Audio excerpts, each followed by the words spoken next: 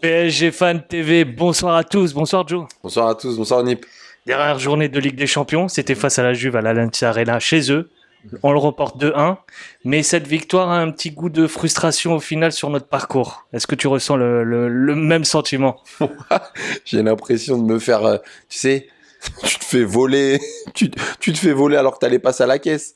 Incroyable, t'es là, tu regardes ton match, t'es tranquille, tu te dis bon, on aurait pu faire mieux, et là t'apprends que t'es deuxième. Cette sensation, elle est unique. Je l'ai jamais vécue. Tu regardes, t'as gagné, tu te dis ah bah on est bien. Tu sais, tout le monde était en mode on a notre destin en main. Bah non, ils sont partis mettre une sacrée piquette à Haïfa, mais quelque part c'est bien fait pour nous aussi.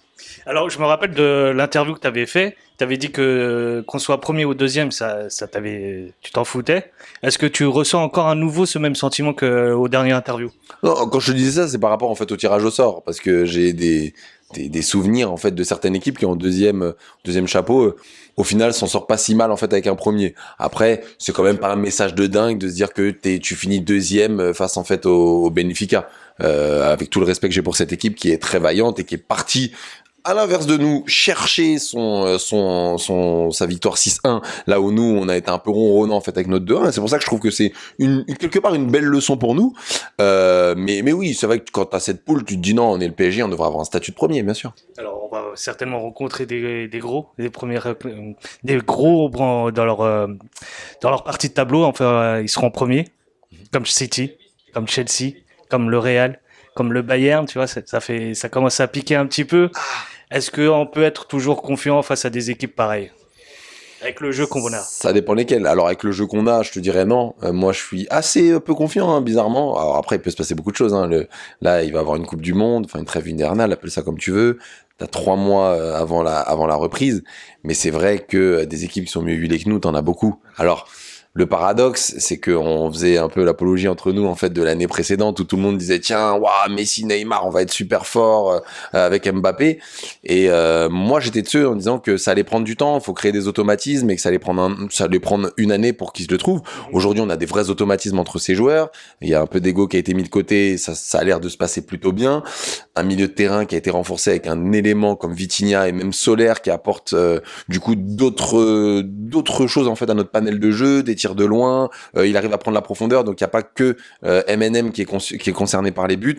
Maintenant, le problème c'est derrière, et je t'avoue que je l'avais pas vu venir du tout celui-là.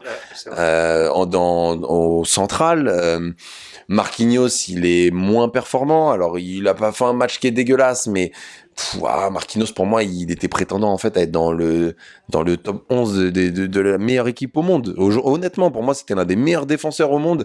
Alors en lieutenant, j'ai toujours trouvé meilleur en fait avec quelqu'un qui était fort. Et je pense que du coup, cette relation en fait entre Ramos, Marquinhos, le turnover avec Kipembe et la claque qu'il a pris au Real fait que on a une charnière qui est pas sereine, qui est pas fluide. T'as un Ramos qui est en dilettant, qui est moins bon, mais qui a de l'expérience, mais surtout en fait qui a quand même en fait un aura.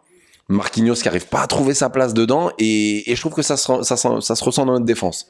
Alors le bon côté, c'est que tu vois un Nuno qui revient. C'est ce que j'allais dire. Tu voulais me dire quoi? Non, Vas-y, vas-y, dis-moi. tu me devances, c'est bien. Tu avances mes questions, voilà, malgré ce bon retour de Nuno Mendes. Mais J'ai Nuno, envie de dire. mais Nuno, c'est la famille. Je vais même plus l'appeler Nuno Mendes. Je l'appelle Nuno. Nuno, C'est tu sais, familial. j'ai envie de manger ce soir avec Nuno. Il est tout ce que t'aimes dans le football. Il fait pas de vagues.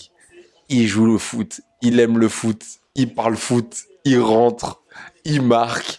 Et il change le jeu. Mais ce joueur, il est tellement rayonnant. Mais tu sais quoi, j'ai même pas trop envie d'en parler. J'ai envie de le, tu sais, pas, protéger Nuno. C'est pas grave. Tranquille. N'est que les gens l'oublient comment il est chaud, ce gars. Mais il est trop chaud. Il est vraiment trop chaud. C'est-à-dire que il a enfin, le gars rentre, déjà, tac, tu te dis, putain, on peut jouer sur les côtés. Je respecte Bernat, c'est un bon sub. Mais mon gars, Bernat, je suis désolé, mais quand t'as Nuno, lui-même, il doit se dire, ah ouais, le gars me met à la cave. Il va vite. Il est percutant.